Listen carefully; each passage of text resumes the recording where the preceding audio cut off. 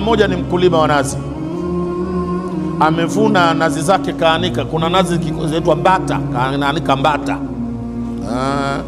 Na mbata adui yake mkubwa ni maji, hazitakiwi kumwagikiwa na maji, maana zitaota zile. Maskini kaanika mbata zake, mara mawingu hayo, mvua ikaanza kunyesha, na mbata nyingi hawezi kuwahi kuziingiza zote ndani kabla ya kunyeshewa mvua. Akaghadhibika yule bwana, akenda nje, akasema maneno mabaya ya ovyo, naogopa kuyanukuu, lakini kayasema maneno hayo. Anasema, we Mungu, ina maana wewe hujapata mahala pa kukojoa ila kwenye nazi zangu mimi? Mnajua mundu, kuna kitu etwa mundu, ile chombo cha kukatia manyasi kile, sio? Alikuwa nacho mkononi, akakirusha juu kwamba anampiga Mungu. Unakujelea mbata zangu, fumisha juu kule. Afu akamalizia, kefle we. Kamuita Mungu kefle. Sasa kefle, waulize Wapemba, watakwambia kefle ni nini?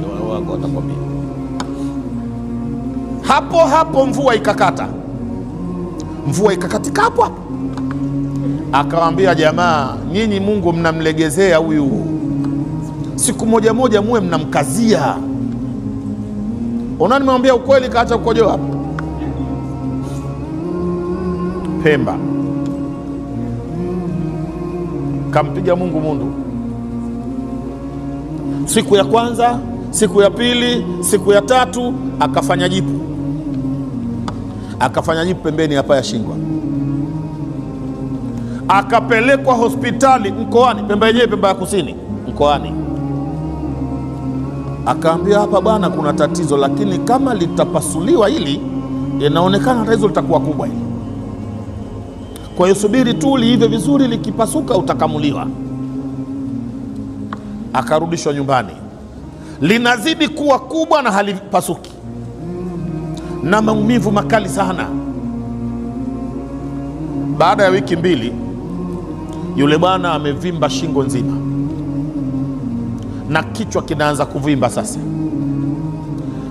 bwana yule akaingia kwenye sakarati al-mauti. Sasa anakufa.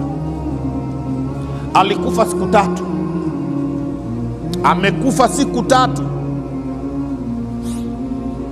anaunguruma kama ng'ombe, sijui mtaa mzima wanasikia. Wamekuja watu kusoma, wakasoma mpaka visomo vikaisha. Maana huo unasoma mpaka elimu yako ikaisha, sio? Unatafuta zi nikope wapi, dua zimeisha. Anakoroma tu.